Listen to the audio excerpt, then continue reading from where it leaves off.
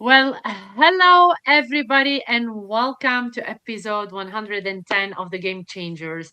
I'm your host Carla, and tonight I'm turning up the heat with none than Jorge.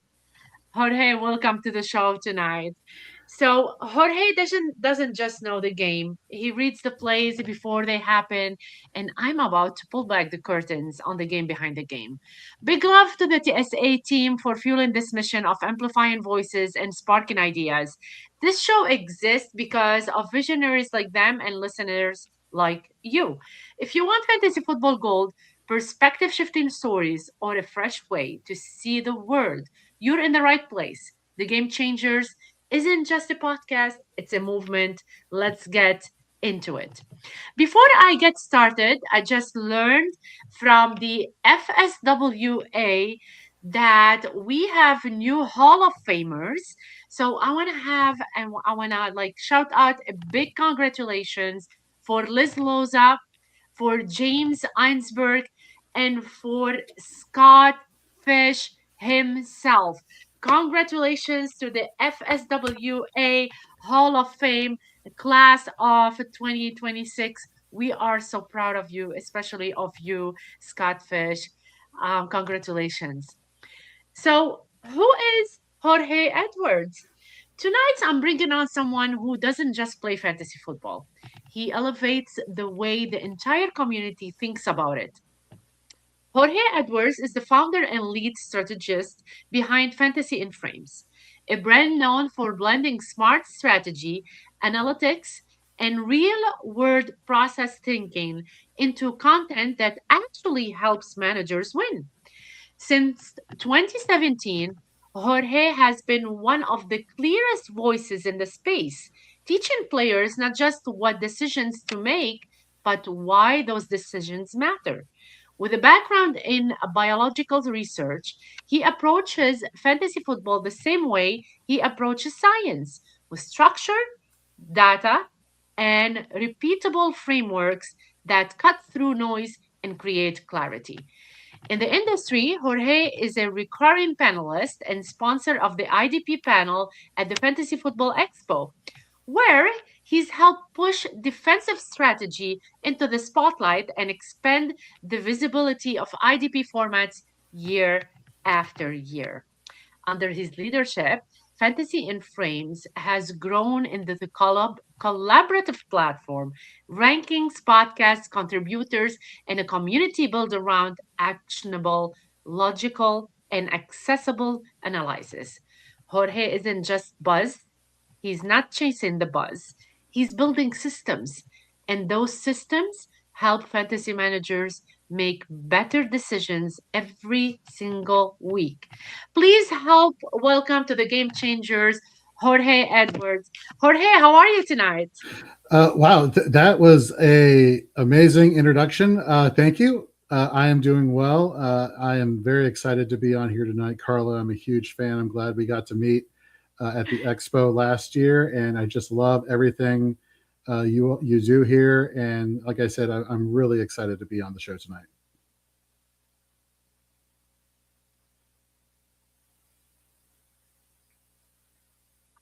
My microphone is muted, so I don't know if you heard anything that I just said. Nope. So, I hope it was good. But I missed. JC, did you hear everything I just said? So everything was going on good. So let's keep going. I don't know what happened, what my why my mic was muted, but let's keep going. Jorge, I'm so excited. I'm so honored to have you tonight on the show. So thank you for making this happen. 100%.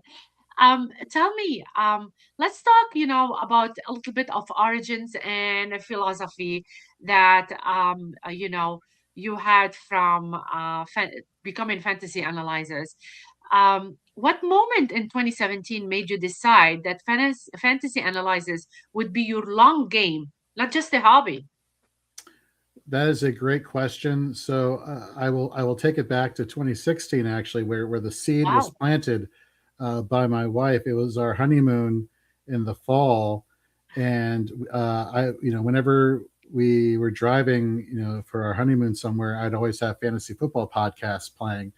And throughout the year, whenever we go on trips or something, it's always fantasy football this, we're talking about fantasy football that. And it was around July of 2017 that she subtly said, hey, maybe you should have like a website and a podcast and start talking about it with, uh, Nice. and she gave me the idea to do that. And she came up with the name Fantasy and Frames. And so she was very much influential in getting me started. And then from there, I just did a couple articles a week. I tested the waters. I had fun with it. The following year, I started doing a podcast with one of my buddies, Ken. And next thing you know, Bob Lung invites me to the Fantasy Football Expo. I get an email one day from somebody who's like, "Oh, I listened to your podcast. I was wondering if you have any Nice. things." And the rest is kind of history. It just has taken off from there. And like as you said, I just really have a passion for fantasy football and just talking shop and helping to give advice and interacting with everybody and making friends like you and I. And so it's just been a Nice. fun process since 2017. I love this. I really love it. How did your background in biology, like you did biological research, not just Right. biology, shape the first framework you build in fantasy in frames?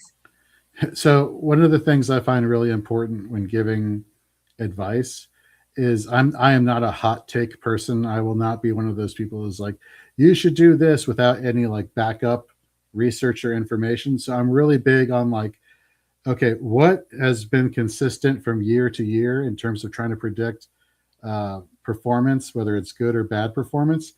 And once you have like your recipe ready to go, like you don't need to change it. You don't need to add any salt. You don't need to add any pepper. It's there. It's good to go. And it's people like to refer to it as their process, right? And so they have their process that's helped them be successful in giving advice. And so always a huge proponent of that. Being somebody who's been in research, biological research for my entire career. Repeatability is important. So you want to make sure your process is giving you the same results year in and year out. Using data, using numbers, trying to figure out where the hidden advantages are at.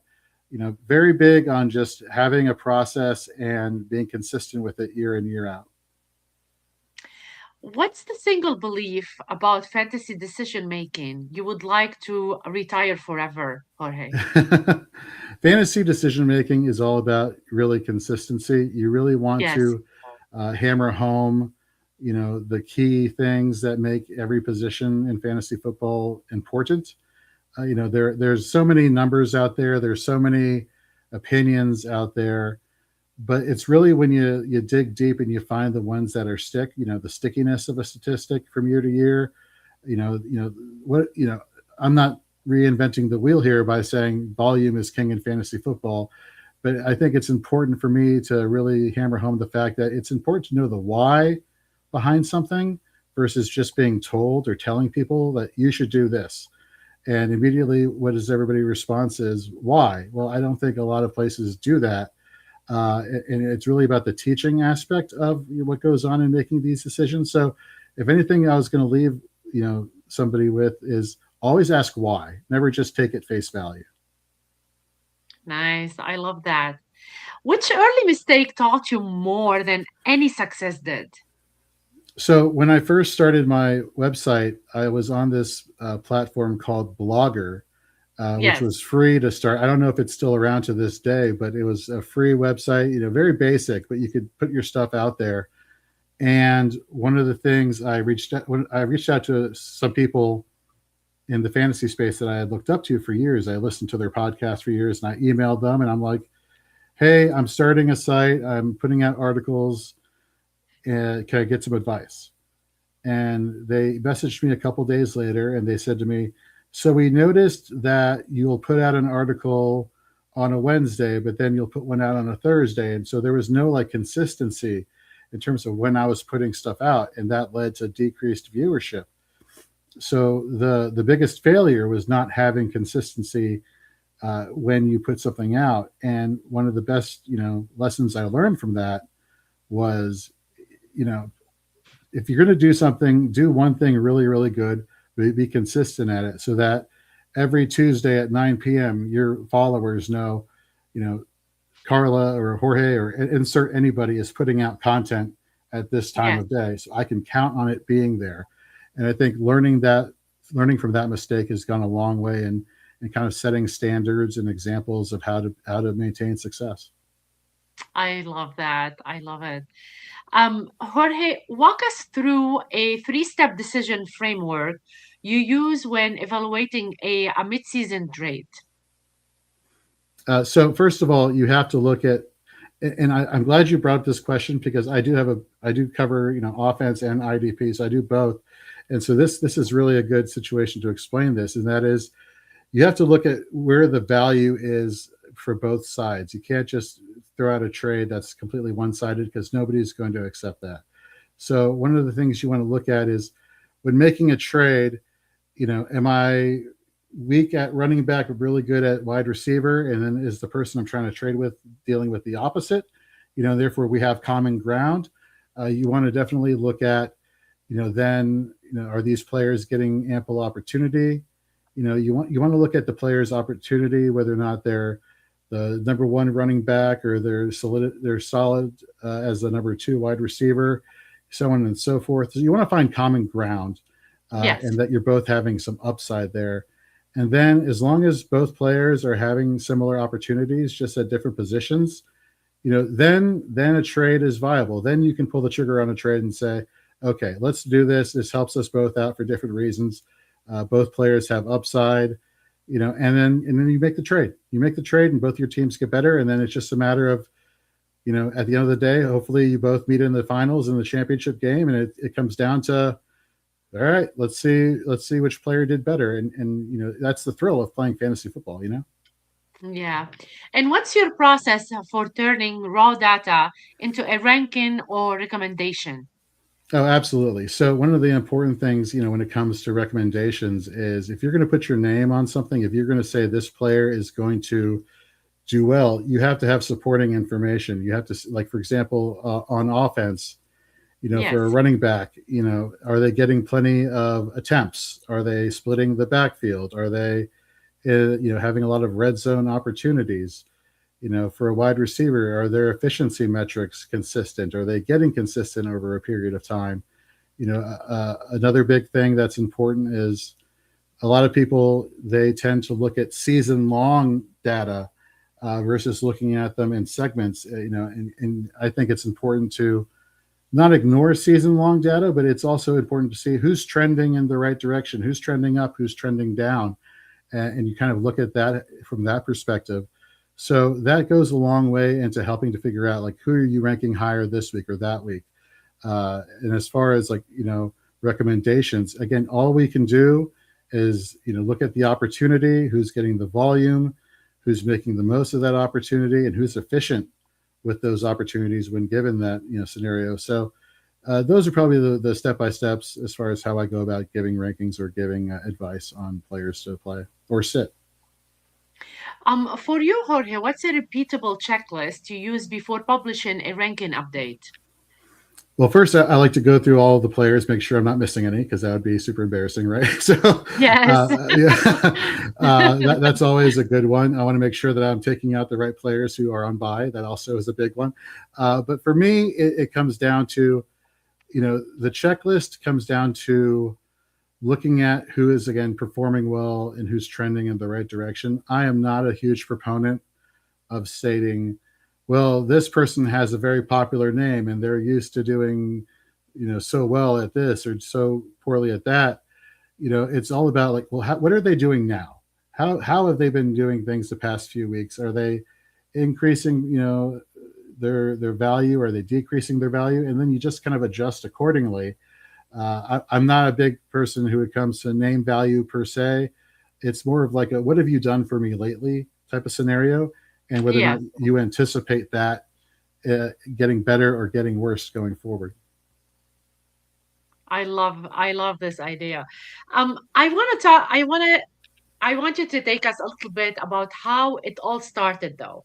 How did you start? And how did you find out about fantasy football? what drew you to it, and we can talk a little bit about the expo after. So, what drew you to fantasy football, and how did you start? So that's a funny question. So one of my oldest friends, he had a fantasy football league starting. I think they started back in 2003, 2004, and I started playing in 2008 because one of his longtime managers left the league, and they're like, Jorge, do you want to play in the league? And I'm like, sure. And I knew nothing about fantasy football. I was asking my friends, like, hey, is this good? Does this player, does he score a lot of points? Do I want this player? And so, my roster was subpar, but I had Tim Tebow as my quarterback, and he had one really good year fantasy wise for the Denver Broncos, and he actually led me to like the championship game. So I got really lucky my first Yeah. year, and so then I was like, okay, well, this is fun. Let me see what happens when I can do this again. And so I really got into it. When it comes to podcasts, that really took things to the next level for me. Like I was a huge NFL fantasy podcast with James Coe and Marcus Grant and insert every other name that I'm Matt Harmon. Those were Matt Franciscovich. Like those were individuals that I really looked up to. Adam Rank, all these people formerly from NFL Network, NFL Fantasy. And then, of course, fell into listening to Matthew Berry Oh and the yeah. 06010 crew. So just, it just started to consume me and I started to love it and gain more from it. And most importantly, all these people that I would listen to really influenced me because I was learning the why. They were very good about teaching why somebody is important and breaking it down that way. And I think I've adopted a lot of my thought processes of how I approach content from those people to this day. I love that. And why the expo? How did you start with the expo? And like we've met last year at the expo, Right. and I believe it was the first time that we've met. Like we sat and we spoke at least. Right. Yes. So it was, I started in 2017 and then 2018, I started doing, year round content. And then Yes. 2019, Bob Lung was starting it was at the time called the Midwest Fantasy Football Expo in Canton, Ohio. And he emailed me and he said, hey, I've been noticing, your work on Twitter. It's really impressive. Would you want to be a presenter at the expo? And I Yeah. said, sure, okay. This is a big opportunity. And he told me about the Kings Classic draft and he told me about the importance of that. And so I was super excited. I got the opportunity to meet people that I've been looking up to for so many years. Not to mention, I get to promote my platform. So I was head over heels. And so, with the exception, I want to say of a couple of years ago, I forget the year exactly, I think it was 23. I've been to every expo. I've sponsored the IDP panel there every year. So I find it's a huge opportunity just to make one friends in the industry, meet people that you're so used to seeing in front of a Yes. camera, but not in person. Um, and one of the things that I've really prided myself on is that it seems every year we attend, meaning Fantasy and Frames crew, we always end up with like one or two people who joins Fantasy and Frames because they're interested in content. So for me, it's Same. there are multiple reasons to go. One, it's just fun. One, it's two, just talking to people. And sometimes, even though it's called the Fantasy Football Expo, for a lot of the content creators, we barely talk about fantasy. It's like, so how's your kid doing? How's this going? And it's just like Right. talking to people like they're just people. Shocking, right? Um, Yes. but for me, as a brand owner, at the same time, I treat it also as a good networking opportunity, and it's a good way to get my brand out there and to make sure that people give us an opportunity to help them win fantasy championships and to have fun playing fantasy football. So there are a number of reasons why I keep going, and I love going. I'll always be appreciative to Bob Lung for giving me the initial opportunity, and I will always be pro. You need to go to the expo. I love that. I love that. Like a lot of people go to the expo every single year and they get to meet up like face to face because behind the camera is totally different than face to face. And what can you tell people, especially that the expo is coming earlier this year? What can you tell people about the expo that you're gonna like make them want to go? So being this is from personal experience. Yes, I know a lot of people, they end up not being able to go because it's around the time of year. If they have children, that's when schools start back up, and yes, parents are getting ready. Like my wife, she has never been able to attend an expo because she's a elementary school teacher, and so like her school is starting right around expo time, and she can't take off the time. So for me personally, I'm excited that they're moving it up because it gives, families who may be wanting to attend the expo, more opportunity to have that. With the timing of it, giving more opportunity to arrive. This will be the first year my wife will be able to go to the expo, so she's nice. excited. A couple of the other fantasy and frames individuals, they're bringing their spouses and significant others, and so um, if anything, I'm excited to share this with her, especially she helped create this process for me to begin with, and then with all the time I spent with individuals talking about being in the fantasy space with her, I'm like, oh, so Carla put out a good show about this the other day and had this guest on, or insert somebody else. It's like putting meeting these people. I think my wife is super excited about, and I'm excited about it. So it's great to be able to share this with somebody. And I think a lot of people out there, if you're listening and watching, like this is a great opportunity to share that too, if you're able to. I agree 100%. I cannot wait to meet up with your spouse as well at the expo. So please make it happen so we can meet up and talk to each other at some point. Um, so a lot of people have a lot of misconception. We're gonna go to IDP a little bit. Sure. Do have a lot of misconception about IDP. And we both know that there's the godfather of IDP, and we both know who that is. Oh yeah. But you're gonna tell me, Jorge, what's the biggest misconception about IDP formats that you encounter personally? It's hard. I don't know the players. A lot of people will tell you after this past Super Bowl with New England and Seattle that there wasn't enough scoring, it wasn't fun, it was pretty boring. For me, and I'm sure for a lot of people out there in the IDP world, I was having a blast because all these players who are making interceptions and sacks and touchdowns. Like I'm like, I know that person, I know that person. That's helped me win a fantasy championship. He's helped me win a fantasy championship, and so it gives me a lot of appreciation on the other side of the ball. You go back a few seasons when it was the Rams and the Bengals in the Super Bowl, and everyone remembers Cooper Kupp scoring that touchdown to put the Rams ahead of the Bengals. But people forget it was Aaron Donald that helped win that Super Bowl by sacking Joe Burrow to end the game. So I think, one of the common misconceptions is that defense doesn't matter in fantasy football. When it has the potential to if you play IDP. There's not that many more names you have to learn. You're seeing every week now, more or less, the necessity of Yes, learning these players' names because defensive players are becoming more and more recognized for their play on the football field. Like you hear certain Bobby Wagner, you hear insert another defensive player.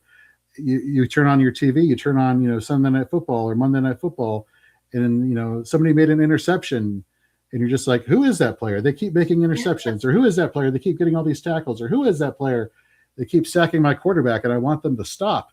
Eventually the names start imprinting in your head, and being able to translate that into like, so I can have these really good players on defense on my fantasy team, and they can help me yes. win.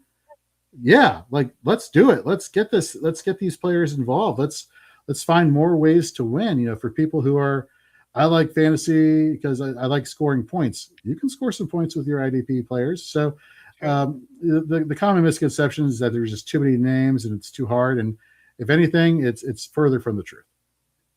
You're talking about defensive players. What's your approach to drafting defensive players in mixed leagues? I am glad you brought that up because we're doing a series over at Fantasy Frames just talking about this very thing, and that is IDP, and you had Steve Hungarter on a couple months ago, who's just a phenomenal name in the fantasy space. He just works so hard in IDP. Yes. And one of the things I remember from your all's show was that there are different types of scoring when it comes to IDP. So you really have to take into consideration like what your scoring is, because depending on that, it could make linebackers more valuable. It could make, depending on your different scoring settings, it could make your defensive lineman more valuable. So once you figure out who are the players that are going to be more valuable, now you have them in your combo leagues, right? And so you try to look at, where am I getting value, just like you would at any other position. So when it comes to drafting players, you know, opportunity leans towards more the offensive side of the ball. So I generally advise getting your offensive players first, meaning your starting roster filled out. And then once that's done, target the players on IDP that, based off your scoring settings, are going to give you the most upside, and just go from there. And then once you get your starting IDP roster, now you can go back and forth, because, you know, I would rather have, after I get my starting roster set, I would rather have elite IDP players than worry about a wide receiver 4 or 5 who may never see the field, but I'm drafting because, well, if there's an injury, and if this happens, or if that happens, like, there's so many like ifs, right? Versus an Yes. IDP player where I'm like, oh, I know, I know that Yeah. they're going to have production. I know they're going to get me fantasy points. So definitely, after you get your starting roster on offense filled, boom, attack the IDPs. And Jorge, how do you teach managers to spot defensive sleepers before the market does? So that's a great question. So, like, for example, there's certain like advanced metrics, that people like to look at for IDP, that helps them, build their IDP framework in terms of their analysis. And let me give you a good idea. Like, let's talk about like defensive linemen. So one really good metric that people like to look at, specifically IDP analysts, is pressure rate. So how often are they getting to the quarterback? How often are they making the quarterback feel uncomfortable to the point that they take a sack, or they scramble, or the quarterback just gets so discombobulated, like they don't know what to do, and they make a mistake. They throw an interception. So many different things could go in that direction. So finding a sleeper, for example, a defensive lineman, is okay. Well, this defensive lineman has a really high pressure rate, but the sacks aren't there. Meaning, he is this close to getting you a sack, this close to getting, but for some reason it's just not happening. But he's this close. I would rather put my faith in a player that is this close a lot of the time, versus a player who may get you a sack here, a sack there, a sack there, but there's no consistency at all.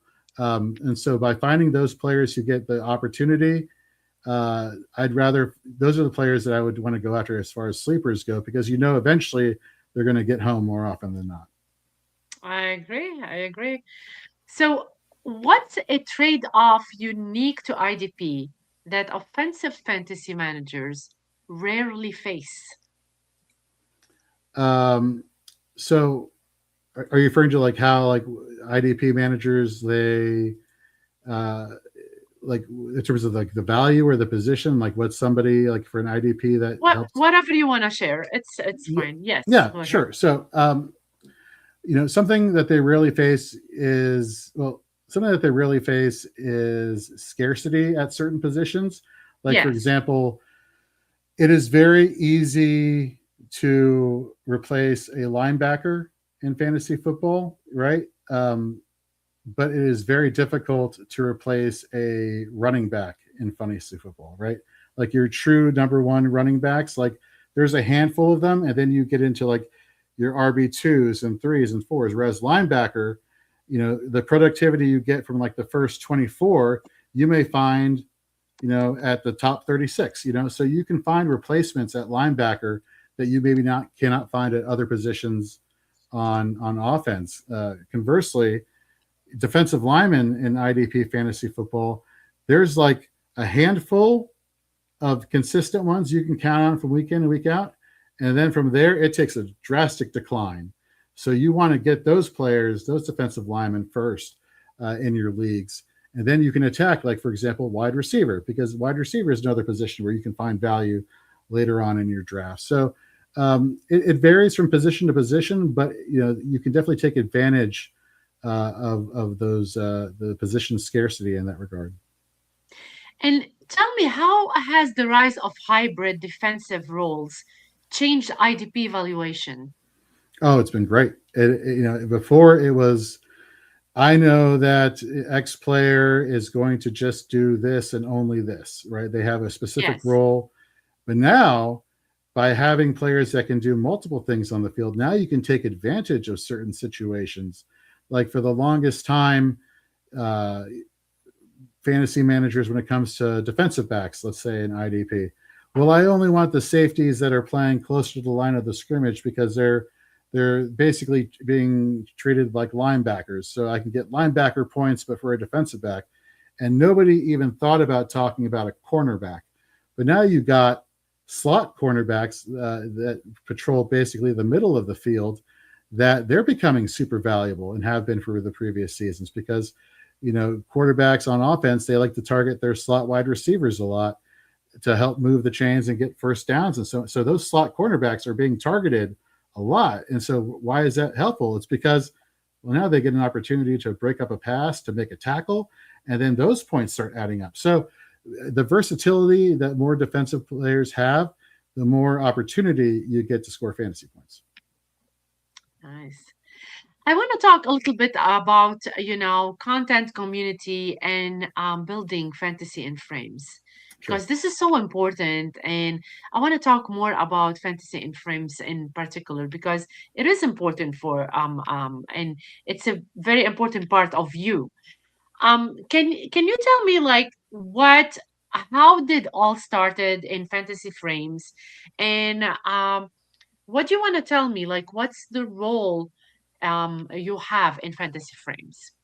Right. So, when I started the website, it was basically just, like I said, a couple articles a week. And then it was Yes, like, okay, a couple articles a week and a podcast. And then we just kept on growing. And fantasy and frames, what, I pride ourselves on is that there's like multiple types of fantasy we talk about. We talk about redraft, dynasty, IDP. We like to stay very balanced in the field of fantasy football because there's something for everybody that everybody loves, right? So true. let's appeal to as many people as we can, and let's get some knowledgeable people who have a passion for this stuff, who just love this stuff, uh, you know, uh, set on their way. Now, a lot of us out there in the content creator space, fantasy, is our hobby because we have our normal jobs during the day, and it takes a lot of work to really put in a quality product for fantasy football when you have other responsibilities outside of the fantasy football world. And one of the things that I've been supremely lucky in is having a supportive wife to support me during these adventures, and, Love and, that. and running fantasy frames. So I owe her, Melissa, I owe her everything for that. But my fellow content Important. creators, I mean, my fellow people at Fantasy and Frames, they're in similar situations, but they have a passion for fantasy football. They love talking this stuff. They love having the opportunity to do this. And one of the things that I make sure we foster at Fantasy and Frames is that family-like atmosphere when we're talking with one another, because at the end of the day, they know no matter what time of day, I'm always available. They know they can always give me a text message if they have a question as far as, hey, how do I study learning about this or that, or what's your process for this or that? I'll always answer. And everybody within the Fantasy and Frames family, we're all there to help each other out and to get better. And at the same time, we just love our interactions. Like you wouldn't believe how many times a random Friday at 6 p.m. or 7 p.m., somebody will drop something in our private chat and we will start laughing and we will have a good time. And the next thing you know, we're all talking, right? And it's like midnight and it's like, where did the time go? We're just Oh having a my lot of fun. God. So that's the atmosphere we build and that I'm proud of. Um, but we keep that going, and we keep on bringing more and more people on, and you know giving content creators who have never had an opportunity to create content is a very exciting thing for me because it gives me an opportunity to share what I've learned. And I'm not saying I know everything. I do not know everything. I'm learning every single day. God. I think that's what everybody does, and so I'm no different from anybody else. I just happen to pick up things along the way that have helped us grow, and I I kind love of it. impart that to them. I am not a believer in micromanaging. I get basically a lot of really smart people who work really really hard. I tell Yes, them, here's what I'm thinking. You all like this? Cool, great. I'm getting out of your way. You all have fun doing this. If you have any questions, I'm around, and let's make some magic. Um, so I love that aspect of running fantasy and frames. If I may, going back to the expo for a second in fantasy and of frames, course. um, the greatest compliment I've ever gotten for fantasy and frames was it was 2021, um, and this couple, this husband and wife, came to our booth, and they were asking about fantasy football.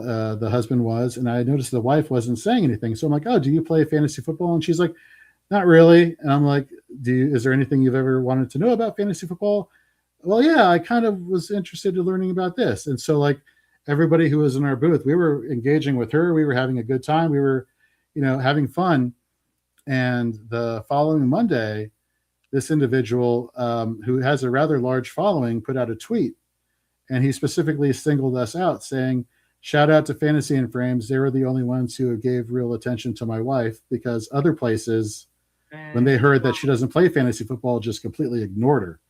And, Wow. and so uh, to get that compliment that we conduct ourselves with respect and we treat people with respect, that means more to me as far as what we've established than anything we could have possibly done going forward. And we hold ourselves to that level, 100%. you know? Yes. And you build a family, and that's Yeah. so important. You make your own family and you make everybody feels welcome and happy. And this is something that everybody wants to do and everybody is trying to achieve. And you achieved it, Jorge. That's amazing. That's such an amazing story. Thank you for sharing that. But tell me, why fantasy in frames? Why the name fantasy in frames? Oh, it's just, this is my marketing tool right here. I know. It's just the t-shirt with the glasses, like, all like, Yes. it just made too much. Like, it's funny, like, my wife came up with the name, and we were like having like a strategy session. Like, I was picking her brain as far as like, well, what do you think of this name? What do you think of that name? And she's like, well, look it online. Do they have people that are named like that? And every time Yes. I came across a name like that's taken. And I come up with like 20 names, and they all don't work.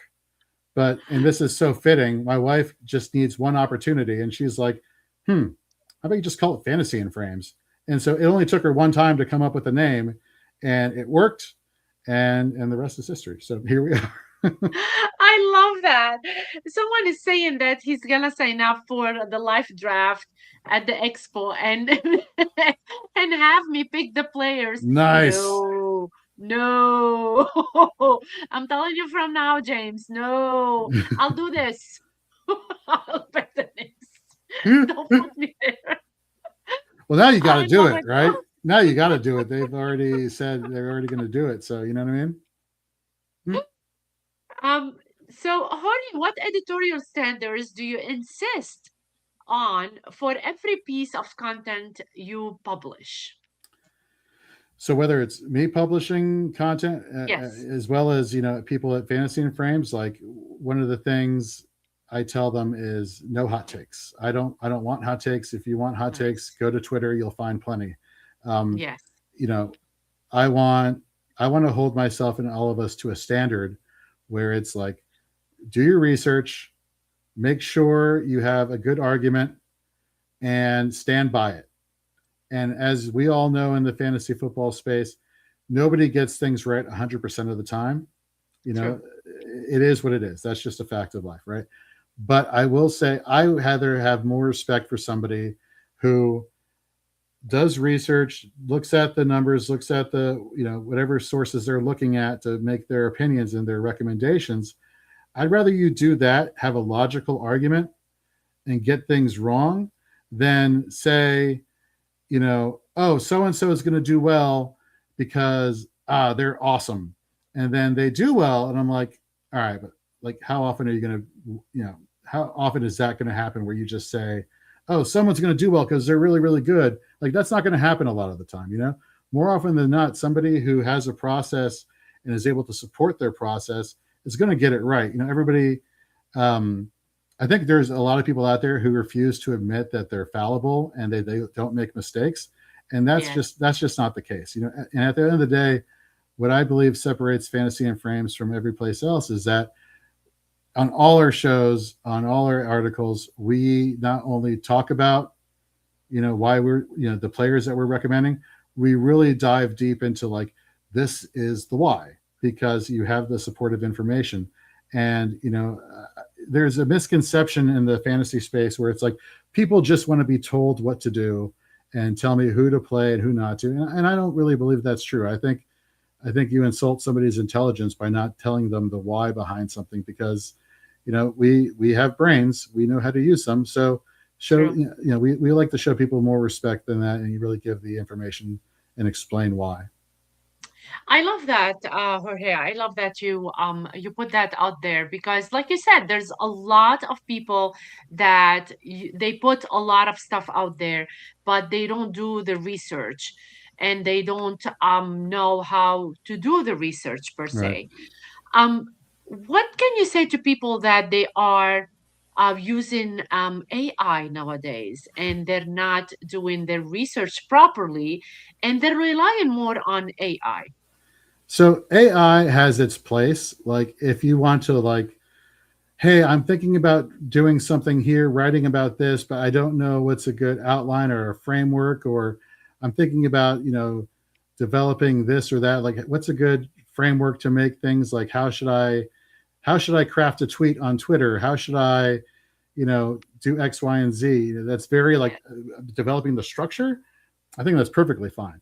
The issue you run into is that okay, when you're reading a piece of AI content, like you can tell that it's AI because it's you know there's no again the lack of why people like it's very focused on just telling people information, not explaining information, Yes. and that's where you can really spot you know the AI content and you know it's unfortunate a lot of good people have lost their jobs when it comes to AI, especially in the Yeah. fantasy football space, but I have more faith that they'll bounce back and find success down the road than I am people really trusting AI for their content. You know, it takes away from the person, and that's the thing that really matters. To be honest with you, there are so many content creators out there, and I have respect for every single one of them that does the research, you know, and really puts out good actionable advice.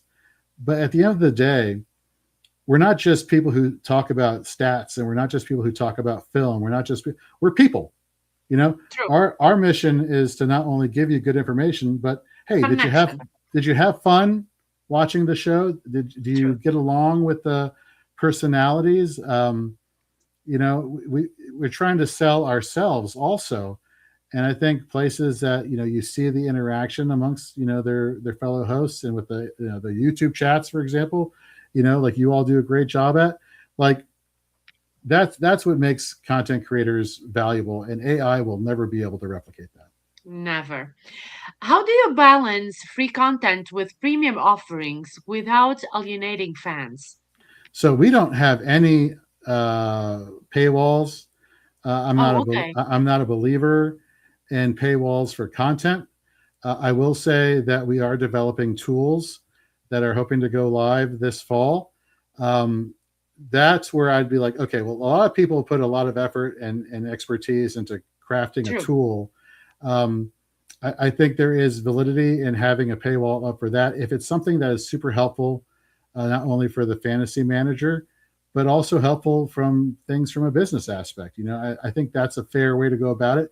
But as far as Yes. like waivers and starts and sits and you know just you know other you know content, no, well, we're never going to put that behind a paywall because you know people sometimes they see a paywall and they're like, I'll just go someplace else. And I want Yeah. them to realize when they come to Fantasy and Frames, like you're not getting a drop off in quality just because it's free. Like you're we're doing this because we love it and we want to make sure that you're having a good time enjoying it and that you're getting something out of it that helps you win. But at the same time, you need to get a revenue as well, and you need to pay your writers, Oh yeah, right? it's one of those things where I am very clear as far as like setting expectations. Like, you know, I can afford this, I can offer this, I can offer that. You know, I Yes, can't afford this, I can't offer that. And you have to be really transparent with people when it comes to this stuff. And for some people, they're like, I need, X, Y, and Z, and I'll tell them I cannot afford that. I'm sorry. And so I can do this, but I can't do that. And at the end of the day, it's up to that individual to decide, okay, well, that's okay, cool. And there are other people who are like, I'm sorry, I can't. Nothing I can do about that. All I can be is transparent with what I can do and what I can't do. I will yes, say that anybody who puts in the time uh, and the consistency to make quality content, I'll just put it like this: I take care of my people, and I make sure I that they're love that. taken care of. So, one way or the Part. other, they're taken care of, and I pride myself on that. That's such an amazing thing to do as well. I want to talk a little bit about what happened this year with football and the shock that two teams that they're not supposed to be playing at the end of the game, they were playing. What what is your opinion on like New England playing at football this year? And did you figure out from the beginning that they going to make it till the end? No, I first of all, kudos to both of those teams for making the Super Bowl. In regards to New England, did I expect them to make it to the Super Bowl? Absolutely not. Um, that being the case, am I, am I completely surprised by it? No, because at the end of the day, it's about, I believe you value organizations by the culture and the standards they hold themselves to. And you see, whenever you're listening to a press conference or you're watching like a behind the scenes video with the Patriots, and you have Mike Vrabel and his message to everybody and how he holds everybody accountable, but he makes it a team, environment. I thought that was very impressive and very respectable. And I don't know if you know this, but like after the Super Bowl was over, um, he was shaking the hands of every single player as they were going back into the locker room after the game. Keep your head up. Another year we'll get this right. We're going to figure this out. And he really, he didn't have to do that. He doesn't have to do a lot of the things. Like one of the things at his press conference is there is a long-standing woman reporter for I forget what newspaper it was, but every press conference, he always gives her the first question because he understands that women in sports do not get the opportunities that men in sports do. So he was always like, she's always going to get the first question.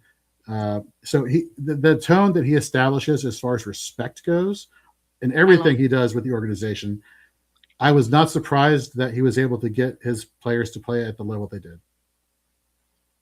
So I want to ask you something because I saw after Seahawk and Patriots Super Bowl play, I saw something in the news not a long time ago. I'm not sure how like good this news is, but I want to ask you that question. Maybe you can put the points on there for me. So the officials were kicked out of the game, like all the refs they were like they kicked them out and they were told that they did a lot of bad judgment at the Super Bowl.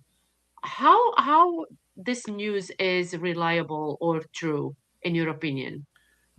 Well, so this is the first I heard about it. So, Yeah, yeah, I don't know. I just heard it like today. I just saw some news about it.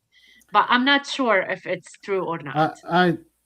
people will find a way to complain about everything. So I try not to put too much stock into something like that.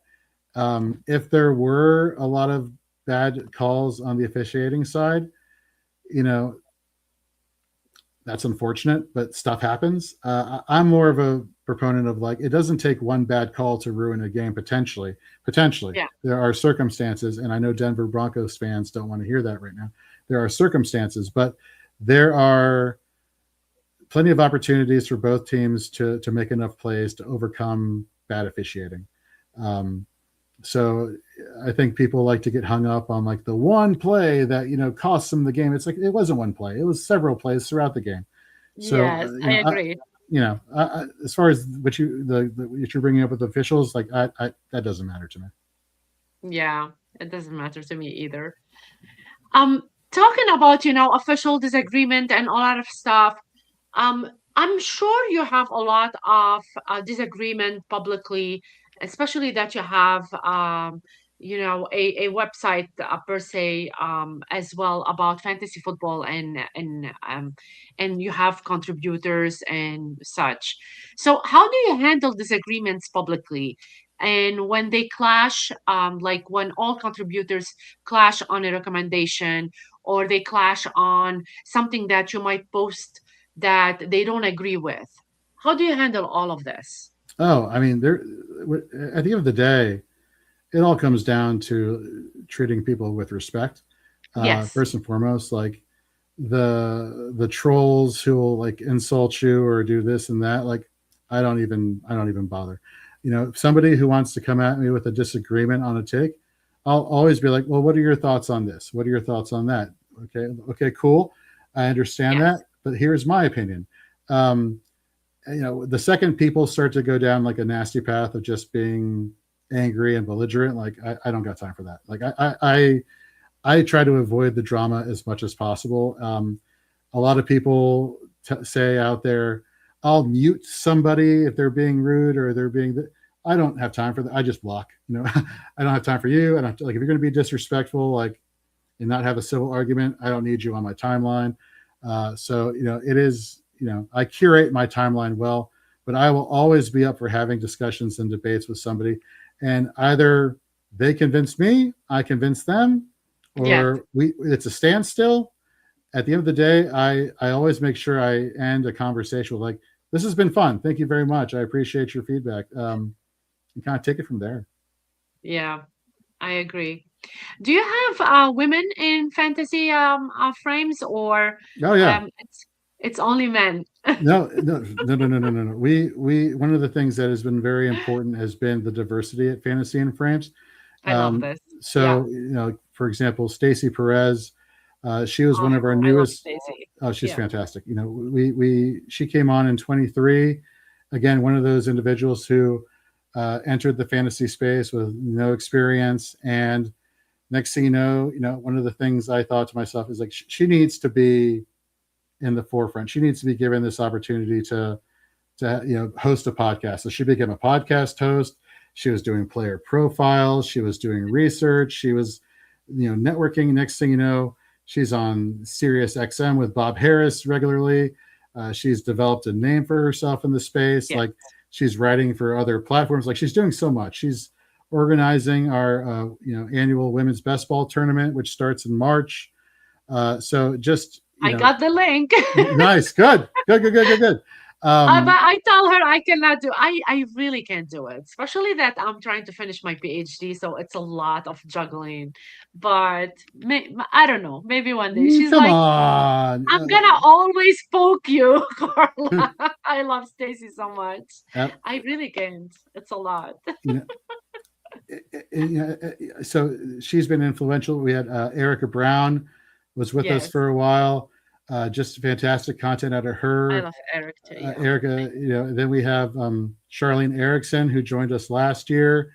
She's another Nice. one who, you know, maybe not that much experience as a content creator, came on and was on our waiver wire show last year. So it's very important, to be inclusive and to have as many people from different backgrounds as possible. It's important to find out what they enjoy doing, you know, and once you figure that out, people, regardless, male, female, like you figure out what they enjoy and you put them in Yes. positions to be successful, they're going to have fun. And at the end of the day, don't get me wrong, like we have fun, but we put in work. You know what I mean? Yes. It is work on work on work, but if you're finding the work fun, then it doesn't feel like work. Does that make sense? It doesn't feel 100%. I agree with you 100%. So I want to ask you hypothetical questions and Sure. thought experiments. Yeah. If you could redesign fantasy scoring for perfect decision making clarity, what's one rule you would change? Okay. So this is going to be an unpopular opinion, but I That's your opinion. I do not like PPR. I do not like half PPR. I am very much a non PPR old school. Like what you see on the field is what you get. If they catch the pass, that's their job. That's what they're supposed to do. If they get positive yardage, good. That makes sense. That correlates to fantasy points. So I would definitely that would be my perfect. Like I'm currently writing an article, my ode to non PPR, because I will always like that scoring. I understand PPR and half PPR are the current standard. Doesn't mean it's my favorite. It's just you understand your audience. Yes. That's my perfect scoring there, non PPR. If fantasy in frames were a lab, what experiment would you run next season? So going with our tools that we're in the process of developing, that's a big experiment to see. Okay, does the tool work? Good. All right. Does it give consistent information? Good. One of the things in the sciences that's really important is repeatability. So it's one of those things where are we sticking to our process? If something's working, like I'm a big believer of like if it's not broke, don't fix it. you Don't know fix uh, it. there's nothing to Yeah, fix, right? It's working. So as agree. long as the writers and the content creators here are being consistent year in and year out, that's the experiment to see like where that happens, because I know if as long as that is happening, success, and being able to help fantasy managers, because at the end of the day it's like we're not just in it for ourselves. Like in fact True. that's a secondary. Like if we get exposure, if we get notoriety or success or fame, that to me that doesn't matter. If it's just helping one person have fun, play fantasy, or have success, that is what it's about. It's about helping other people have fun and have success. I love this. This question is a little tricky. If Okay. you could merge two fantasy formats, which would you combine and what would the scoring look like? Oh, this is easy. It's offense and IDP, 100%. That like I Carla, you want to hear a funny story? I have Sure. always played in IDP league, combo IDP leagues. It wasn't until 2017 that somebody invited me to a fantasy football league that did not have IDP, and they had defense special teams. And I'm like, what is this? Where are the IDP players? Oh, that's not a popular format, Jorge. We don't put IDP here. I'm like, you don't? Like, what is defense special teams? What the heck is this? What am I supposed to do with this? So for me, I grew up and I started out like playing combo leagues, and so that would be the the two areas I would meld together. It would be PPR for this very reason, because Sleeper has a default scoring setting which is called IDP 123 that was created by a gentleman by the name of Jordan Rains, and that's kind of, with Sleeper being the default fantasy football app, that's probably the most popular one out there.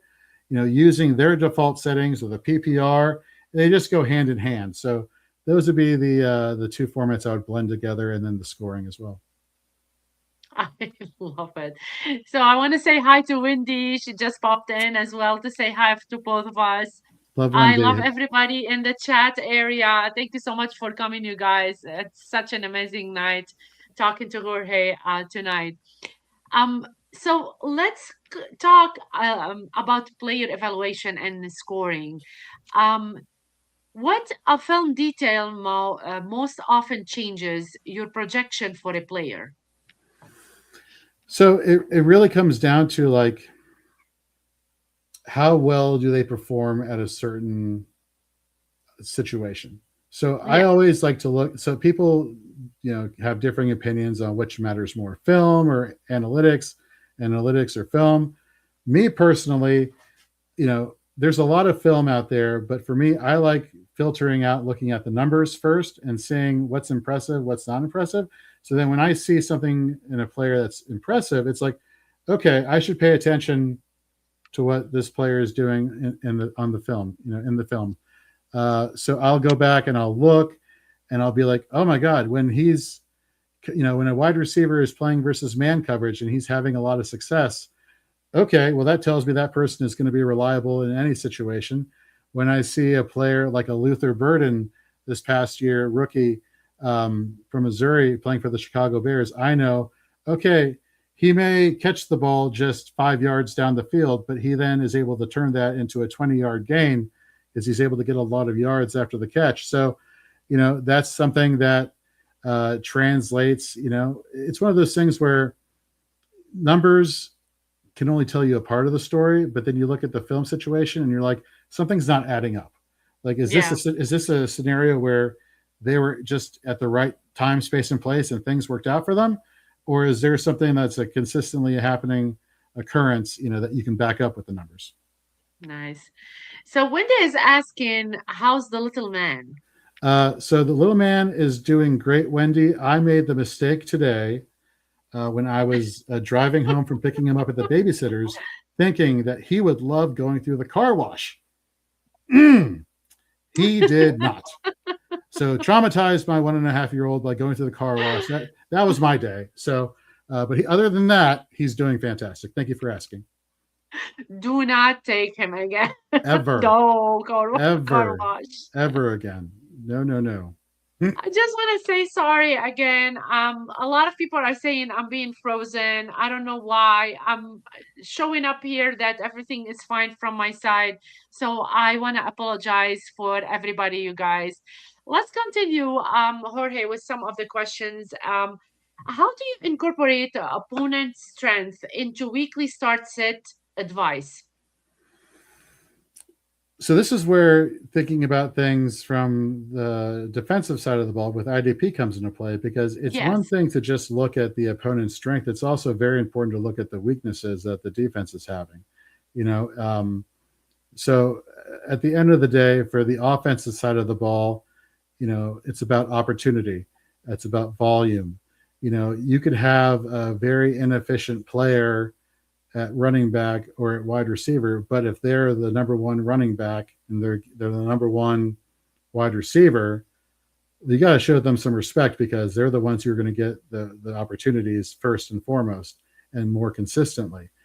So you definitely want to pay attention to that aspect, but at the same time, if you have a really, efficient running back and a really efficient wide receiver, but they're facing a defense that has been giving up a lot of yards and a lot of touchdowns and a lot of catches to certain positions on offense, well, then I want to take advantage of that too.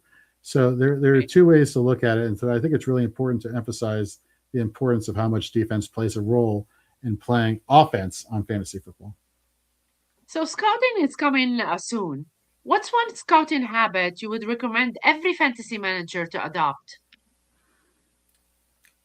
You know, I again, it comes back to that film versus analytical debate. Yeah, And look, do both. Like, do yourself a favor, while at the same time, don't pretend. Don't pretend that you know something that you don't. If you know one thing better than the other, then lean into that. And preface what you're saying by saying, "Hey, from an analytical perspective, from a film perspective, don't be afraid to, say, that you don't know something." So many people are like, so like, I can't admit that I'm wrong. I can't admit that I don't know anything.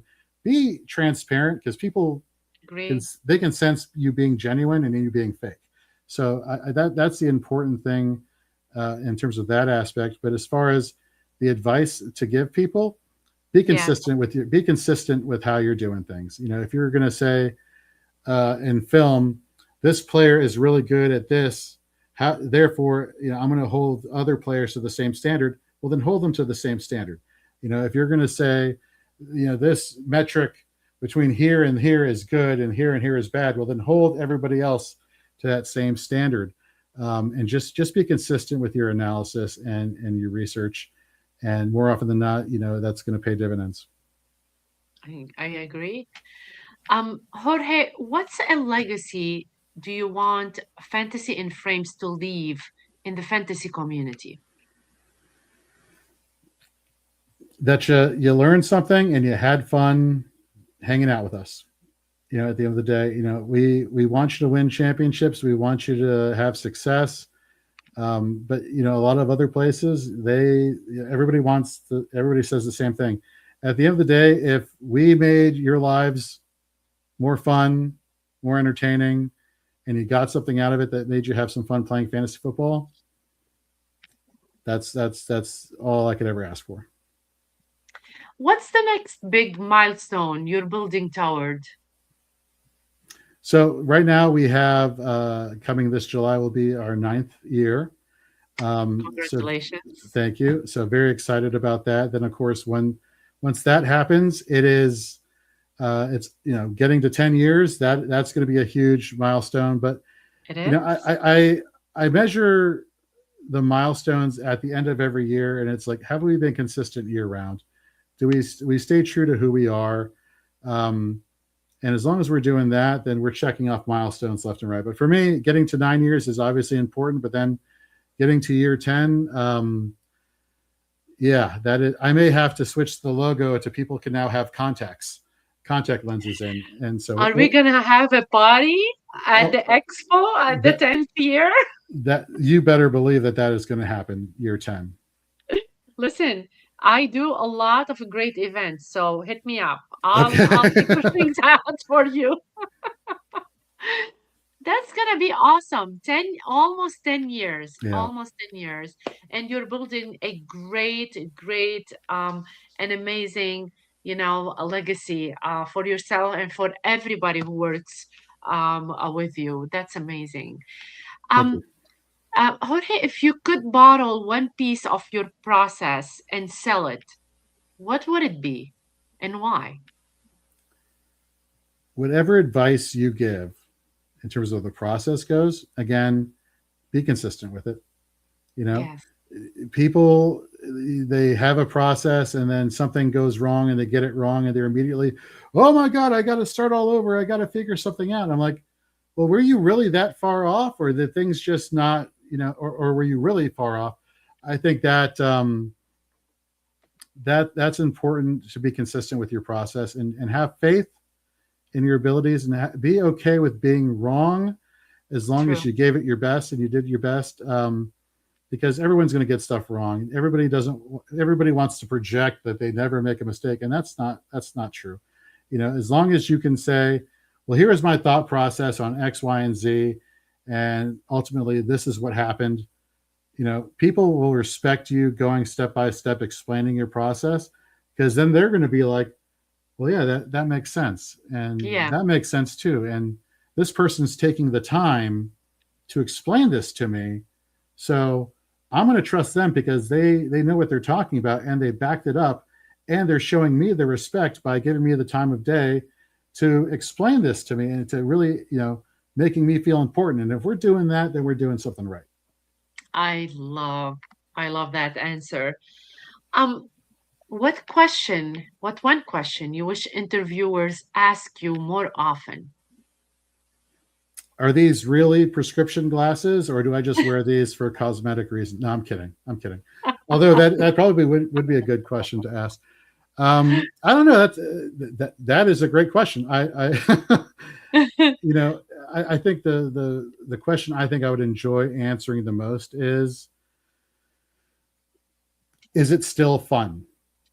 Is what you do 9 years into it, do you still find it fun and enjoying? Because it's a grind. Like I said, people at Fantasy and Frames, we're here for fun. We have our careers outside of this, but True. we also hold ourselves to the standard, and that is, this is work. Like, let's not just sugarcoat it. Like, you're not just here having a good time, woo, and then you don't To put in, like, dance, yeah. yeah, like, no. Like, you put in work, but as long as you find the work fun, yeah, that's important. And going on 9 years almost to this day, I have more and more fun each and every year. I love that. How do you want listeners to act differently after hearing this episode? Well, giving us a follow on social media would be great. Giving us a subscribe on our YouTube, checking, interacting with us in our live streams is great, because we want to interact with you all as well. True. You all are the reason why we're doing this, is because we want to help you all out. And even if it was, somebody in one of our shows last week, it was pretty funny. They said they put in the chat as we're talking about fantasy football. They said, "Hey, you guys like Wendy's? Like, is in the restaurant?" And I stopped the show and I put his comment on screen. And I'm like, I love Wendy's.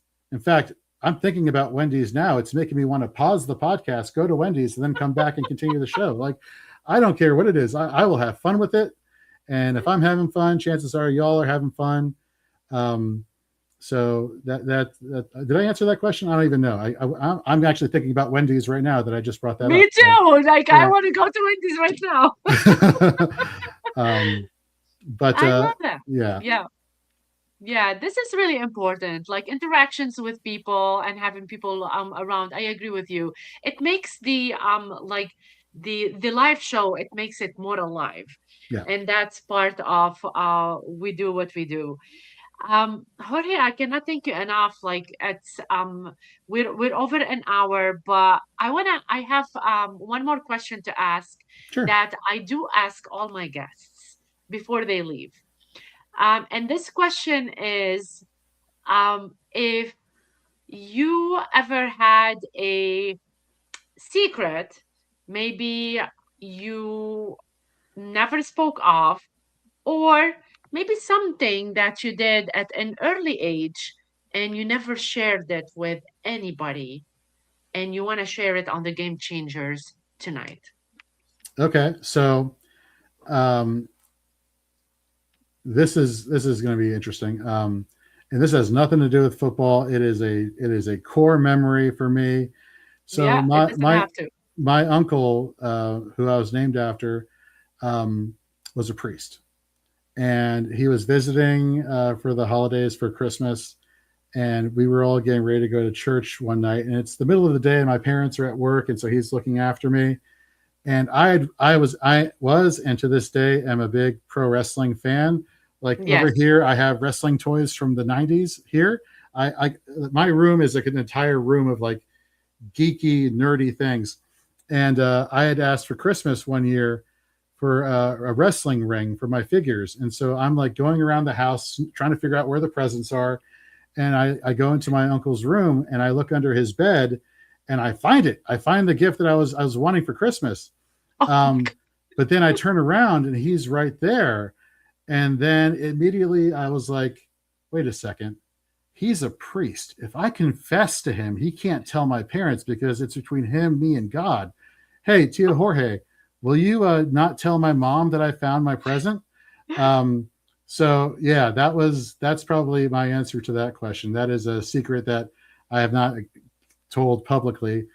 Sorry, mom.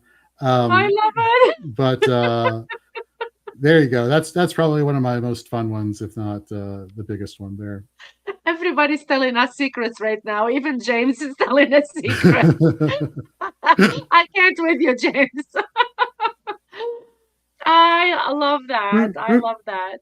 So, Jorge, before I end this, I wrap up and end this episode. I wanted to tell everybody the best way to connect with you online, where they can follow your work, and please tell them about your podcast, everything that you want to share that might help your followers as well when they listen to this episode to go and contact you. Absolutely. So you can reach out to me at Jorge B. Edwards. You can, if you're on Twitter, if you're on Instagram or TikTok or you name it, I'm on it. If you are not a big social media person and you enjoy conversing by email, you can email me at jorge@fantasyandframes.com. But you know what? I'd rather you all follow Fantasy and Frames. We're a big family there. We love doing what we do. Fantasyandframes.com. You can check out all of our articles and our rankings. All of them have been updated. They're live. We have articles coming out for content for, the NFL draft for all the prospects. We have Fantasy Football 101 articles where we teach you the basics if you're new to fantasy football, as well as, head over to our YouTube page. We have shows. We have three main podcasts. One's called Dynasty 365, which covers Dynasty fantasy football. We have our IDP podcast called Shoot the Gap. And then we have our redraft show called Fourth and Frames, and those are our Nice. core podcasts there that you can find at the whether wherever you listen to podcasts, as well as over on our YouTube channel. And yeah, that those are probably the main areas there. If you ever follow somebody or you find somebody who we put out an article for and we tag them, give them a follow too, because they're working hard behind the scenes and making sure that they're giving you the best information possible. So if you see Fantasy and Frames in the bio of somebody, I guarantee you it's definitely worth it to give them a follow. And we cannot wait to see each other at the expo Absolutely. and go and find Fantasy in Frames at the expo as well. And I cannot wait to see you and to meet your wife, Thank you. Jorge, this year. It's going to be really amazing. I cannot thank you enough for being here tonight. So thank you. Thank you so much. Thank you for joining me for this episode of the Game Changers. If today's conversation gave you a fresh perspective on fantasy football or the game of life, do me a favor, drop a comment with your biggest takeaway. Mark your calendar and join me next Wednesday at 8:30 p.m. Eastern Time with Tom Phillips for more game-changing conversations. Big thank you for JC for his behind the scene magic and the powerhouse team at TSA for making this platform possible. If you enjoyed the episode, subscribe, hit the bell, leave a review, and follow us on social media. Until next time, keep challenging the game and making your mark. This is Carla and Jorge signing off. Have a wonderful evening, everybody. Good night.